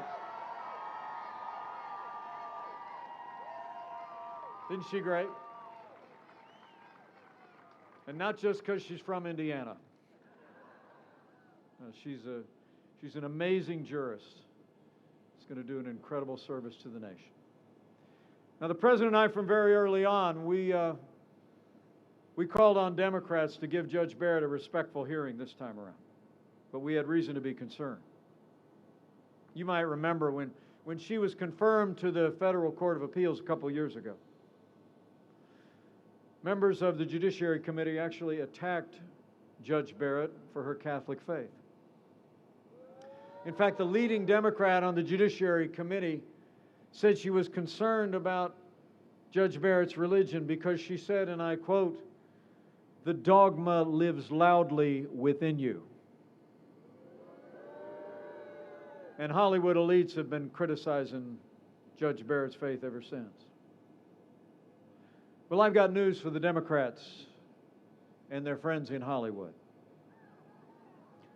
That dogma lives loudly in me. That dogma lives loudly in you. And the freedom to live and worship according to the dictates of our faith lives loudly in the Constitution of the United States of America.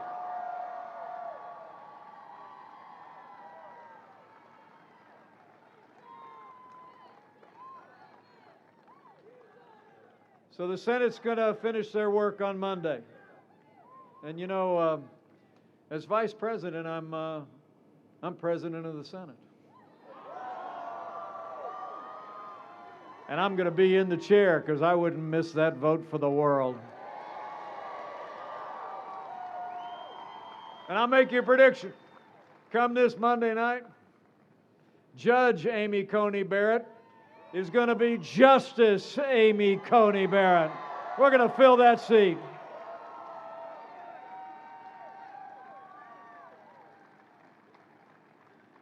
And before I go one step further, I have to tell you, 230 conservative judges, soon to be 3 justices on the Supreme Court, would not have been possible without the strong and consistent support of Senator Marco Rubio and Senator Rick Scott. We couldn't be more grateful. But speaking of the Supreme Court, you know, all of you that came out in the rain tonight deserve to know. After 150 years with 9 judges on the Supreme Court of the United States, leading Democrats in Washington are talking about adding seats to the Supreme Court, packing the court with liberal activist judges who will legislate from the bench. It's true. Now, first, Joe Biden and Kamala Harris refused to simply answer the question. I tried a couple of times to get Kamala Harris to answer the question during our debate. Then, Joe Biden said that he'd tell the American people after Judge Barrett is confirmed next week. But now, Joe's calling it a live ball. And he says he's going to tell the American people whether he'll pack the court months after the election. Well, come on, man. The American people deserve a straight answer, Joe. When you're running for the highest office in the land, you ought to tell the American people if you respect the highest court in the land.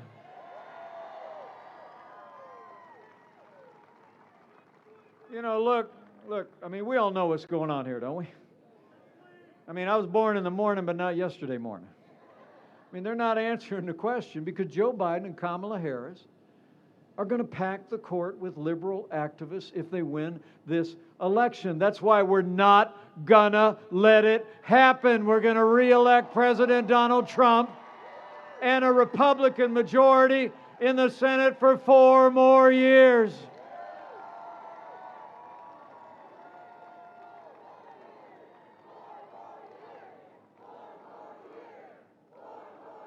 Because, you know, when you're talking about the court, you're talking about your liberties and your freedoms. Really and truly. Everything that's enshrined in the Bill of Rights is protected by our judiciary, ultimately. You all deserve to know here in Florida that our liberties have been at risk. When Joe Biden was vice president, we actually saw a steady assault on the freedom of religion of the American people. We saw the conscience rights of doctors and nurses and religious charities eroded. And when Joe Biden was vice president, they actually hauled a group of nuns into federal court to force them to compromise their faith to conform to the mandates in Obamacare. But President Donald Trump, right out of the gate, we restored the conscience rights of doctors and nurses and teachers and religious charities. And President Donald Trump ended the assault on the Little Sisters of the Poor, and the Supreme Court made it permanent. President Donald Trump will always stand for the freedom of religion of every American of every faith.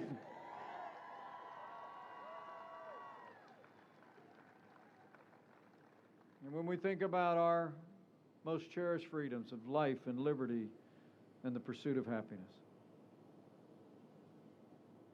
where Joe Biden and Kamala Harris support taxpayer funding of abortion all the way up to the moment of birth. They're calling for record increases in funding for abortion at home and abroad. President Donald Trump, he reinstituted the Mexico City policy to make sure no tax dollars go to promote abortion anywhere in the world. He signed a bill to let states defund Planned Parenthood. President Donald Trump is the most pro-life president in American history.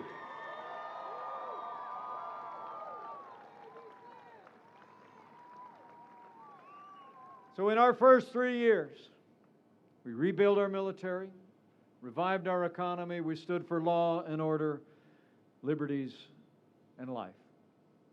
And none of that would have been possible without the strong and consistent support of Florida's Republican delegation to Congress. It's true.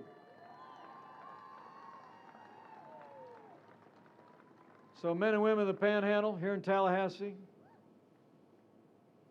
right after you re-elect President Donald Trump for 4 more years, we need to send Congressman Neil Dunn to a new Republican majority in the House of Representatives and retire Nancy Pelosi once and for all.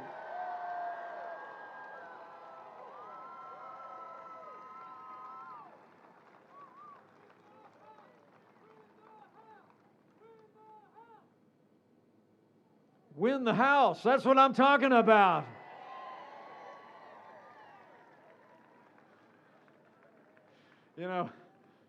You know, when you look at all we were able to accomplish with the Republican House and the Republican Senate in those first 2 years, Neil will tell you. There's only one way you can describe it. In those first 3 years, we made America great again. We did. And then 2020 arrived, and the coronavirus struck from China. But I'm here to tell you, before the first documented case of community transmission in the United States, President Trump did what no American president had ever done. He suspended all travel from China, the second largest economy in the world. Now, Joe Biden called that xenophobic. He did. He actually said it was hysterical. He actually wrote in USA Today a couple of days before the president took action that closing off travel from any country in the world in a pandemic would, quote, make things worse. But I'm here to tell you, as head of the White House Coronavirus Task Force these last 8 months, Joe Biden got it wrong. President Trump's action shutting down all travel from China bought us invaluable time to stand up the greatest national mobilization since World War II, and it saved countless American lives. In that time, we reinvented testing. We saw to the distribution and manufacture of billions of medical supplies. We went to work on therapeutics that, as we speak, are saving lives around America, and under Operation Warp Speed, we literally will have tens of millions of doses of the first coronavirus vaccine in the world before the end of this year.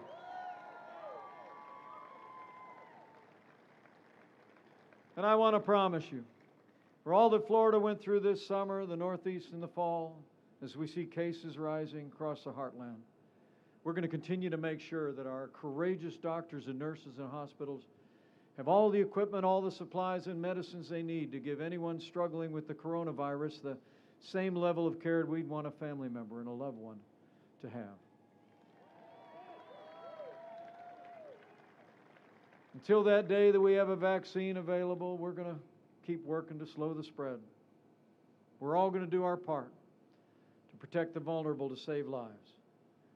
And as Joe Biden is talking about shutting down our economy again, we are opening up America.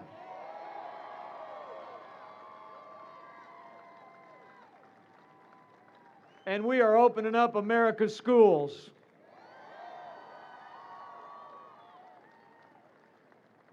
You know, I'm proud to report to you that Mrs. Pence is already teaching back in the classroom at that little Christian school just outside Washington, D.C. And we're working round the clock to make sure that our teachers, administrators, school nurses have the testing and the supplies to get our kids back in the classroom where they belong and keep them there where they belong. It's true. But because of the strong foundation that we poured in those first 3 years, of less taxes and less regulation, because of the unprecedented recovery efforts for families and for businesses, $4 trillion made available, supported by your congressmen and others, secured by the president. In the last 5 months, as we've been opening up America again, we've seen 11.5 million Americans go back to work, including 600,000 people right here in the Sunshine State.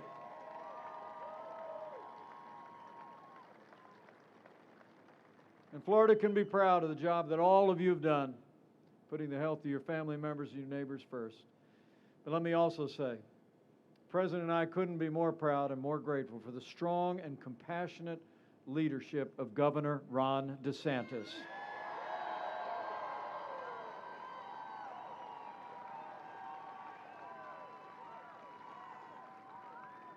So we passed through a time of testing for the course of this year, but we're soon coming to a time for choosing. And I know that's why you all came out in the rain tonight.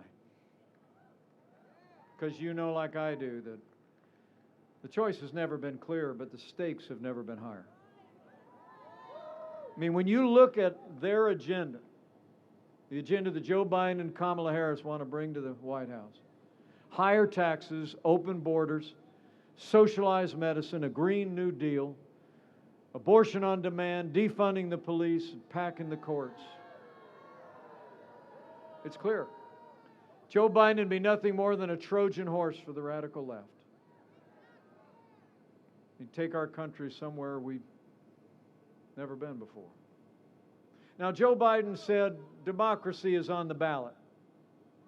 Well, I think our economic recovery is on the ballot. I think law and order are on the ballot. But I also think there's things far more foundational to who we are as a nation that are on the ballot as well. You know, in this election, I think it's not going to be so much whether Florida and America are more Republican or more Democrat, more conservative or more liberal, more red or more blue. I think the choice in this election is whether America remains America.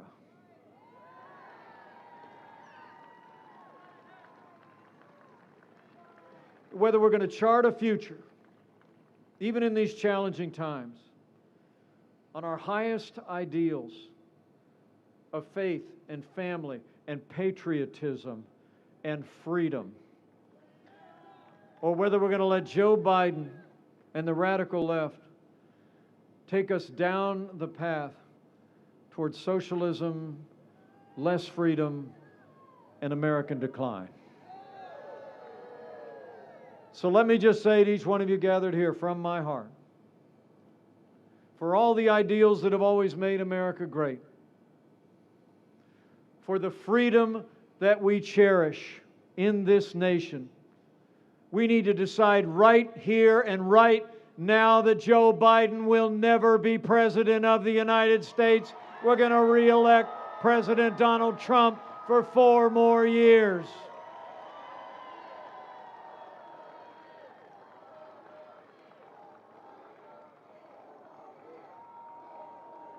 The stakes are that high.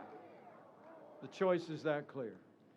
And over the next 4 years, as the President says, we're going to make incredible progress as a nation.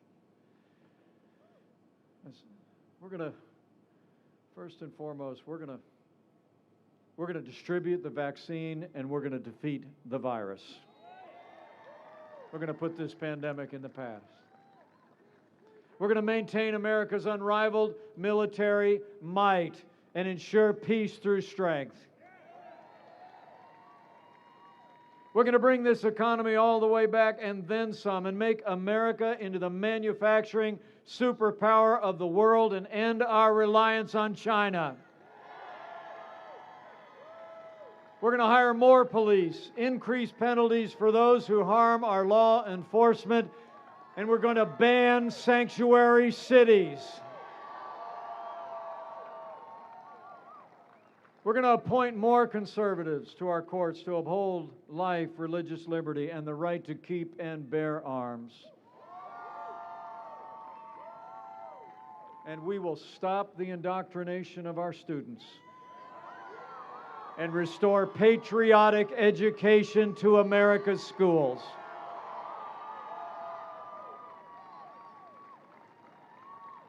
As President Trump said at Mount Rushmore, we'll teach our children to love our country, honor our history, and always respect our great American flag.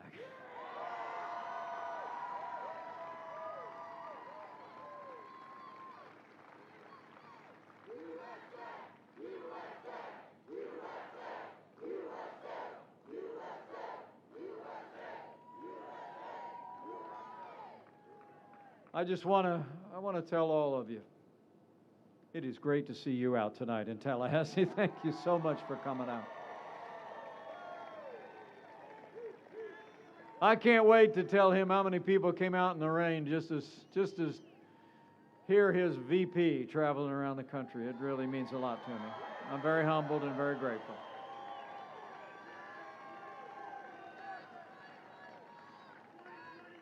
You know, the President and I didn't know each other very well before he called me up and asked me to join this ticket.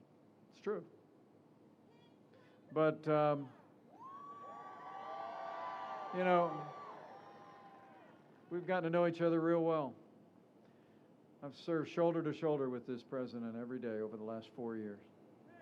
And, you know, some people think we're a little bit different. But we've gotten to be very close friends. We really have.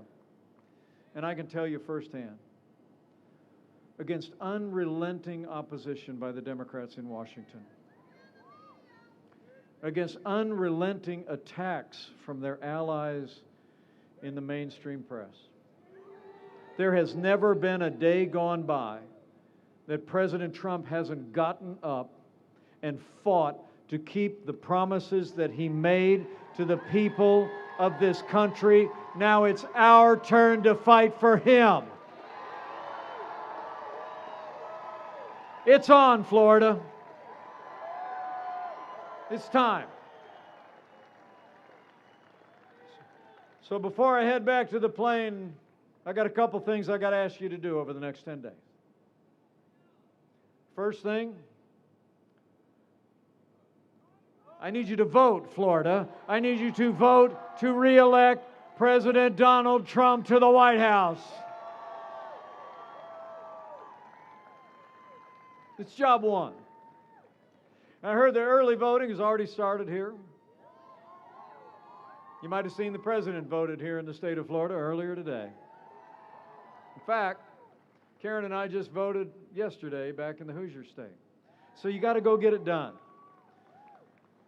And if you'd like to know where, I checked on the way here. You can go down to Leon County Courthouse, 301 South Monroe Street,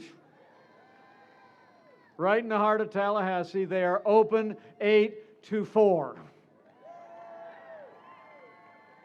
So first thing tomorrow, get up, go down, vote, and remember, friends don't let friends vote alone. Bring a family member, bring a neighbor, bring a coworker, and vote to re-elect President Donald Trump for 4 more years.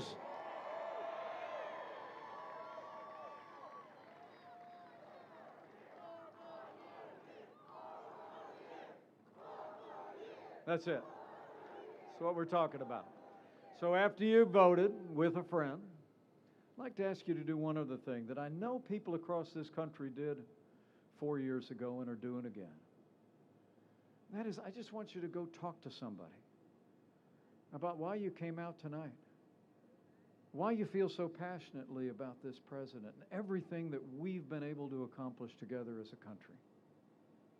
I mean, tell them what they're not hearing every day on most of their major cable television and national networks.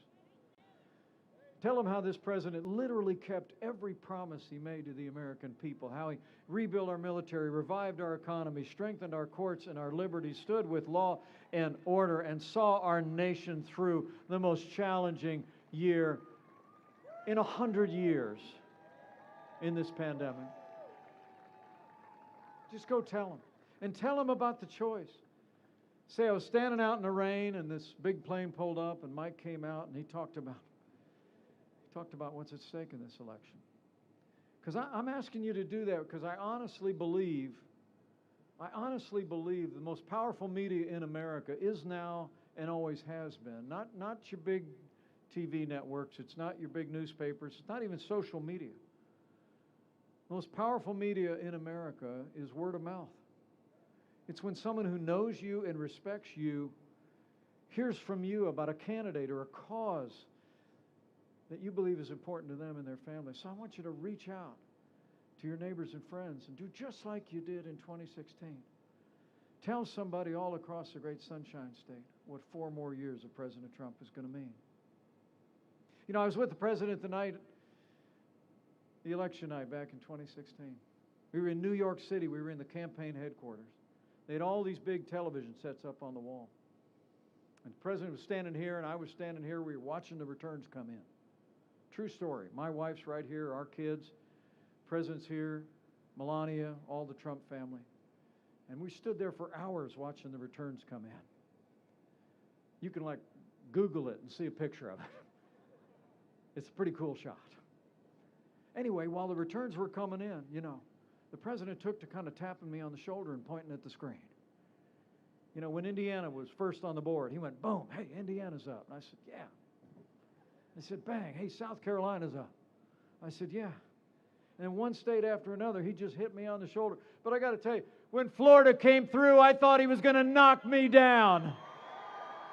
So men and women of Florida, you got to do what you did before. Go tell the story and drive a victory on November the 3rd. Because I want my arm to be sore again. I'm telling you, it was exciting. It was incredible what you all did. We saw you doing it, and we see you doing it again. And lastly, before I leave, I might ask you to do one more thing in the next 10 days. I've traveled across this country over the last 4 years, and I'm more convinced than ever before of 2 things about America. Number one, that this is a freedom-loving nation.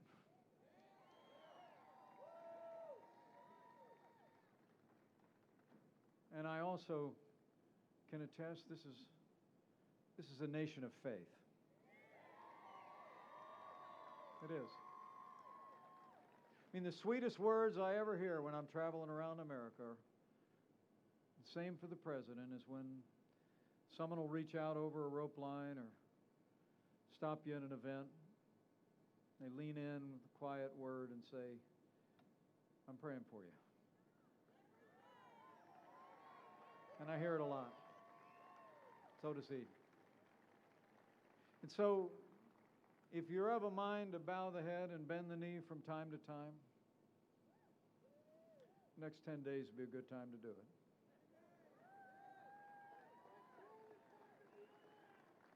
And as you remember to pray, I encourage you to pray with confidence in those ancient words that Americans have clung to in much more challenging times than we could possibly imagine.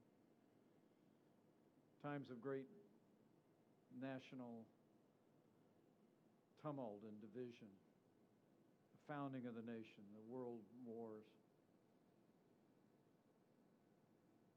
They've clung to those ancient words that if his people who are called by his name will humble themselves and pray and turn, that he'll do like he's always done. In all those challenging times, he'll hear from heaven and he'll heal this land. This one nation, under God, indivisible, with liberty and justice for all. So pray for America. Pray for all the American people. It'll make a difference. I promise you. And I leave here today with renewed confidence that with this dedicated and soggy Tallahassee bunch, that if all of us do all that we need to do between now and November 3rd, we are going to have another great victory. All across Florida and all across America. And we're going to make Florida and America stronger than ever before. We're going to make Florida and America more prosperous than ever before. We're going to make Florida and America more united than ever before. And with Congressman Neil Dunn and a new Republican majority in the Congress, with President Donald Trump back in the White House for 4 more years, and with God's help, we will make America great again. Again. Thank you all very much. Thank you for coming out. God bless you. God bless America.